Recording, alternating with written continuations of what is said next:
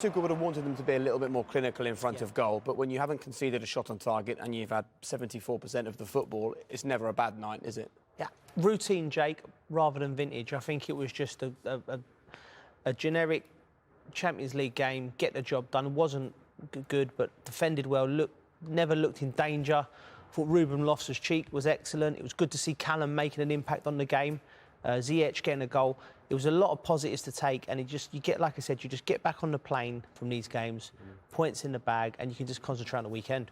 I think that's what's great about this Chelsea team. They can go and beat Norwich 7-0, sorry Jake, or they can come today and you know, not have an amazing performance against a much better Malmo team that we saw at Stamford Bridge, but still get a performance, get the job done.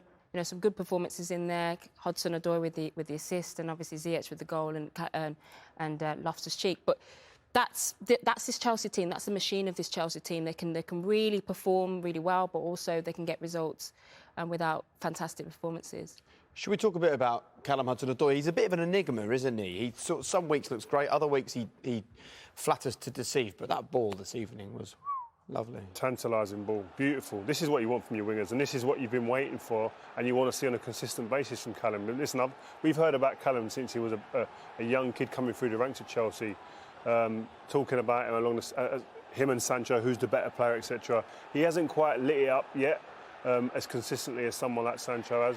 But if he starts doing that on a regular basis, the hype will be real. I mean, is that what this is then? Is this a consistency game for him? But I think the injury, you have to point out he's had a big injury, an Achilles injury, which is a massive injury, which he's probably still coming back from. So you've got to give him that benefit of the doubt still. I think with Hudson-Odoi, often when he's going 1v1, he looks like he's overthinking. In that, he's put the ball in the box. Just don't even think about it. Put the ball in the box early, you know, without having to beat a man. Sometimes he looks like he doesn't really have the confidence to go 1v1. And sometimes you just don't think about it. Just put it in there, and that's where he's going to get his assists, I think. Yeah, again, he played and he running behind. I think once he adds that more to his game, that sort of running off the ball, like a Pulisic does. Pulisic come on for 15 minutes and made 3 or 4 runs. He nearly got his goal. He was offside. But Callum, that was a lovely touch, turned it round the corner. And the weight upon Rio's right, you've been hearing a lot about him, and he's achieved a lot in his young career already. But there's still more to come. There's still improvements to make. And what I would say is he's added more to his game. He can play right wing back. He can play inside off the right, inside off the left. He's a valuable player to Chelsea.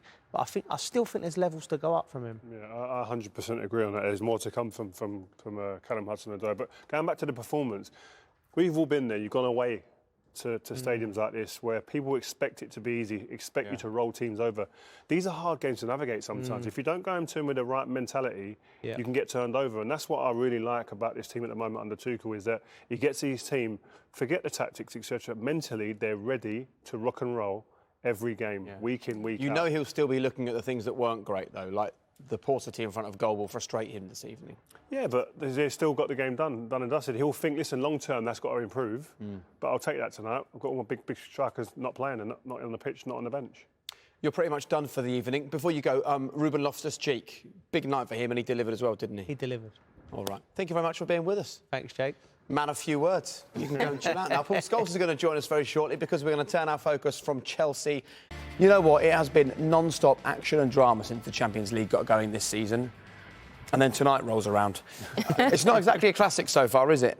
It's not, but Malmo, they're going to make it difficult because they got embarrassed the last game and they're not going to want to see that again. And you can see the effort. Defensively, they've been resolute. They've been celebrating tackles, blocks, saves to a man. So you can see they've set their stall out to try and not get embarrassed, not get beat in the manner they got beat last time. And listen, they've been prickly at times. They've even threatened the occasional time at the other end. But it's Chelsea, really. It's up to them to break this team down and really put the game to bed.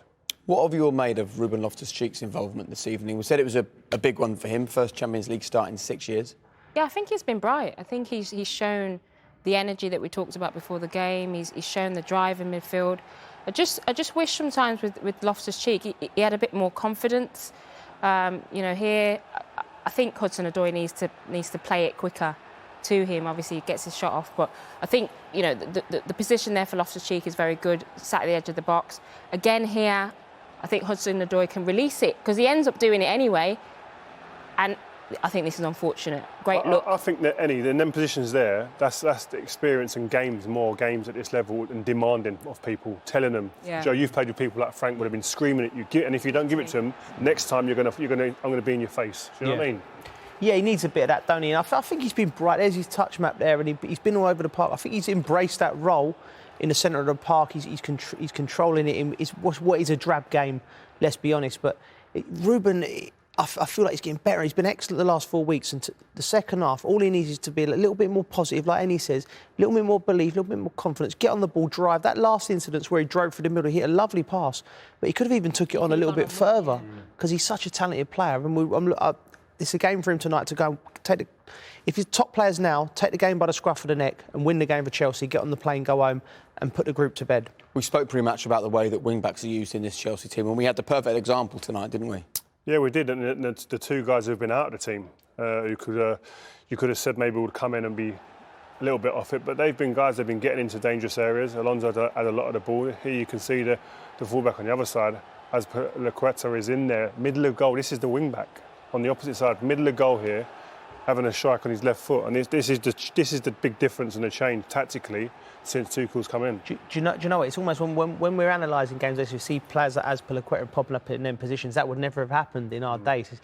They have great freedom, the wing backs. It's the reason why Alonso scores, Azpilicueta scores, Reece James, Chilwell. You play in that position, you have to pop up in the box, and you have to be good technically, and they all are, and they all will score goals, and it takes the burden off of the centre forward. So when they get Lukaku back firing, add that with the other boys, it gets even stronger. Very good. We're hoping this one bursts to life, I think, in the second 45. Okay, thanks. See you later. Let's talk about Kai Havertz, because talking about finding solutions, that's exactly what he's done here. And he made a point this week, didn't he, of saying he's not playing a false nine, he is playing as our number 9. Yeah, and I think he said that because what we're going to show in a moment, I think it's important the personnel around him.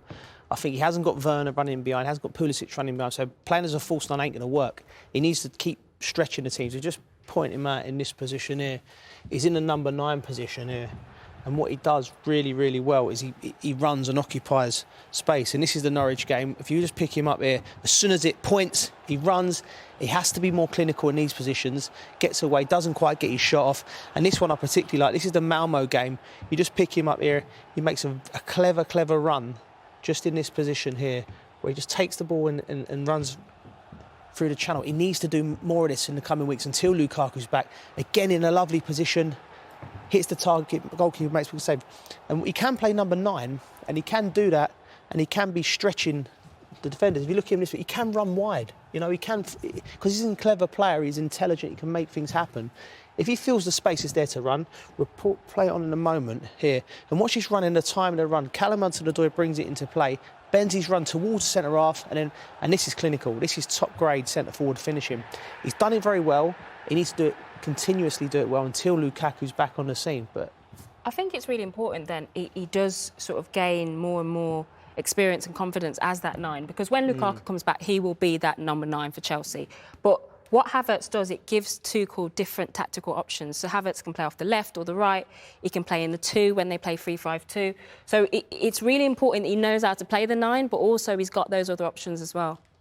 I think he's an elusive player as well. He's somebody who doesn't like contact. He always plays away from people. And as a number 9, sometimes you need to have that contact, have that be that focal point for a team.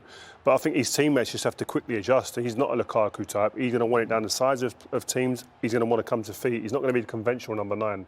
And that's the difference of him. But I see him being someone who's going to grow to be a real integral member of this Chelsea team in years to come. This is just another part of his education. He's got to embrace this period now. Talking of embracing this period, that's exactly what Ruben Loftus-Cheek is doing.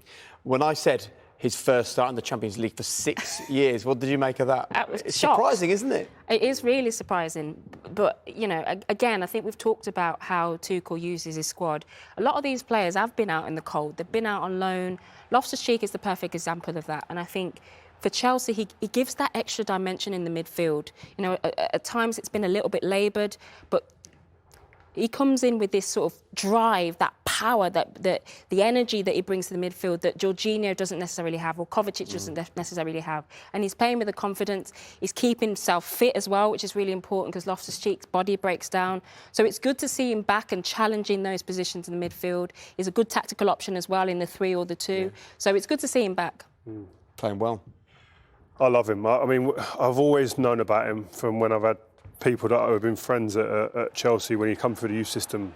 Joe's obviously coached him at times and been in the training ground with him. He's a fantastic specimen, first and foremost. But the way he drives, I liken him in full flow like we're seeing now to somebody who could potentially have the effect, maybe. Levels, if we get that level, is a different story. But the effect and impact in certain situations like this, and similarities I see with someone like a Yaya Toure, he can intimidate players. When he turns and gets in full pelt, in this position here, turning defence to attack like that, that is like unplayable sometimes. And for me as a centre-back playing against that, that was one of my biggest fears. If our midfielders get turned in these positions, and then this is running at you, it's a problem. Because he can release and he can play. He plays with his head up. He's a fantastic talent. No, and he's embraced this new role a bit deeper. He's always shown us glimpses. If you look at this clip here, he gets the ball there, look at that.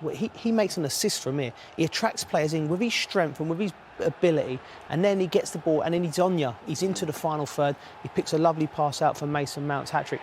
But he's a fantastic player, and I really want him to take the game by the scruff of the neck tonight. And that's what I like about him. He's comfortable in the front three, and when the wide area is in the front three or behind the strikers, as he is receiving the ball off the defenders. That's not what you get from a lot of players. That's a great. The strings he's got to his bow is beautiful.